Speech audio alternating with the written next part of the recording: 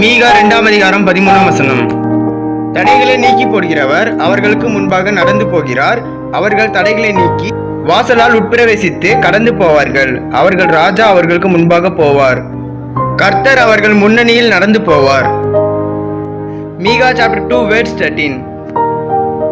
The one who breaks open the way will go up before them. They will break through the gate and go out. Their king will pass through before them. The Lord at their head. Amen.